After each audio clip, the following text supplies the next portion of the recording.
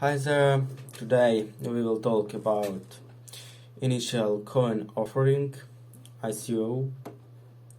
What is an initial coin offering? So, an initial coin offering is a cryptocurrency industry's equivalent to an initial public offering. A company seeking to raise money to create a new coin, app, or service can launch an ICO as a way to raise funds. Interested investors can buy into an initial coin offering to receive a new cryptocurrency token issued by the company.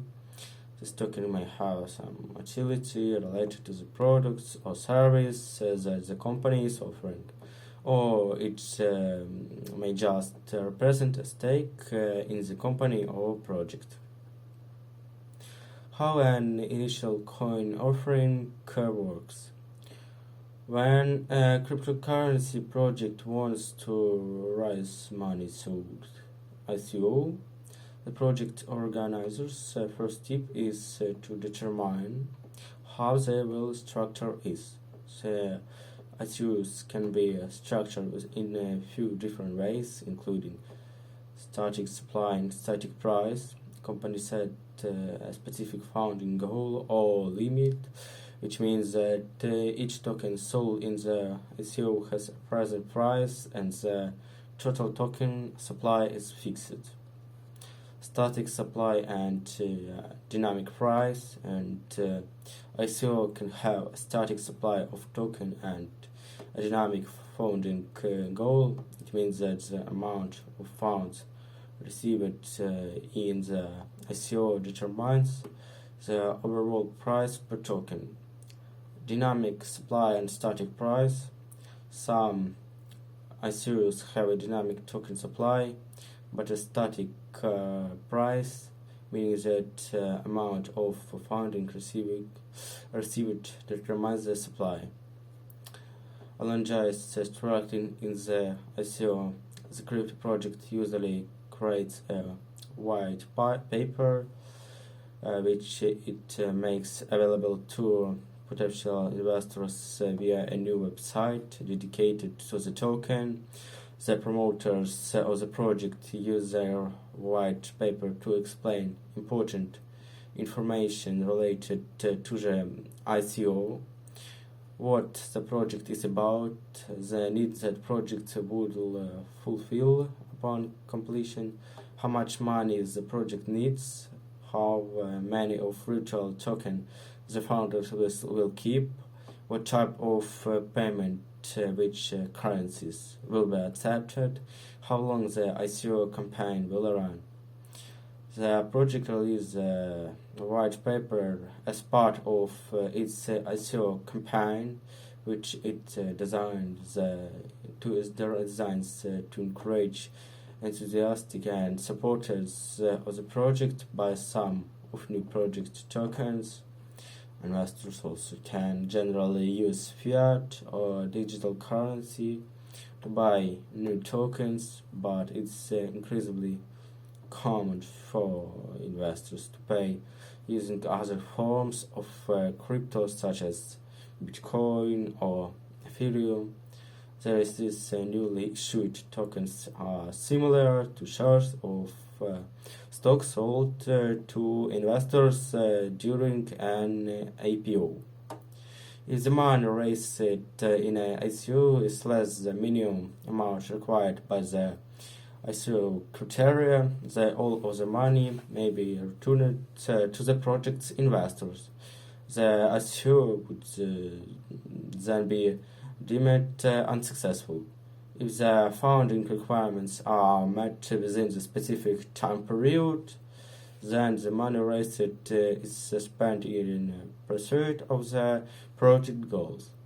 Who can launch an ICO? Anyone can launch an ICO.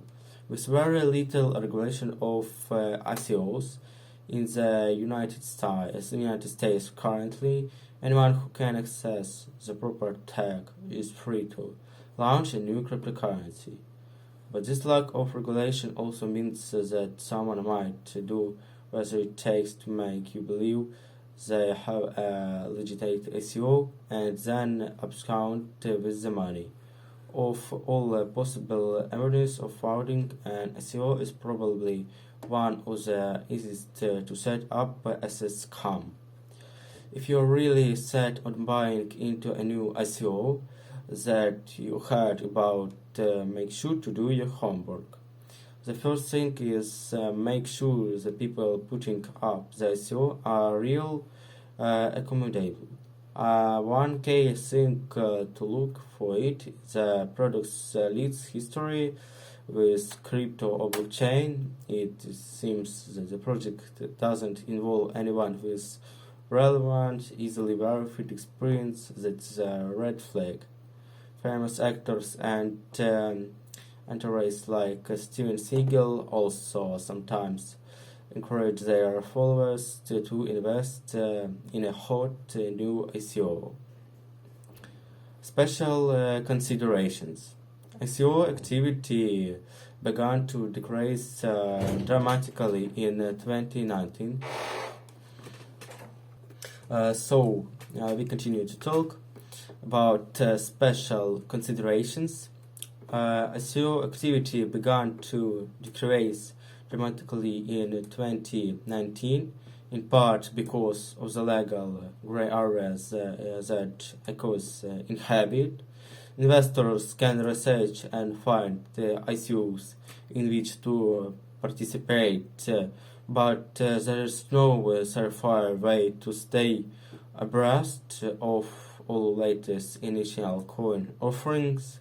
You can use a website like for example, top coin list and websites that compare different ICO against one another. ICOs can generate a substantial amount of hype, and there are numerous sites online where investors gather to discuss new opportunities. Investors seeking to participate in ICOs should first familiarize themselves broadly with the cryptocurrency space and become educated about any ICO before practicing. Because ICOs are barely regulated, prospective investors should exercise extreme caution when investing.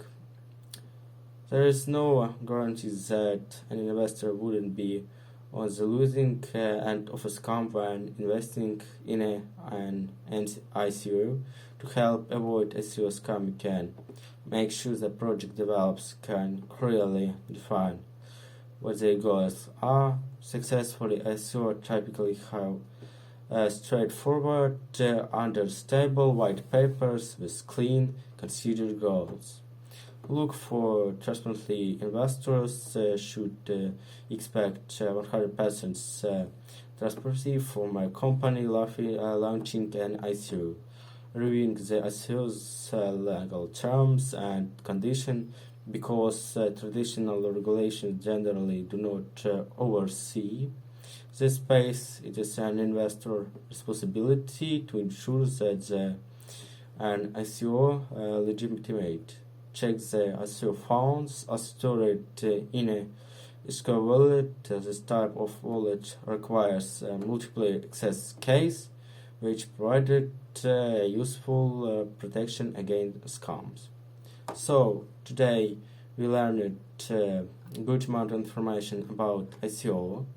In next series we will continue to talk about ICO. So thank you for watching, and it's all for today. Goodbye.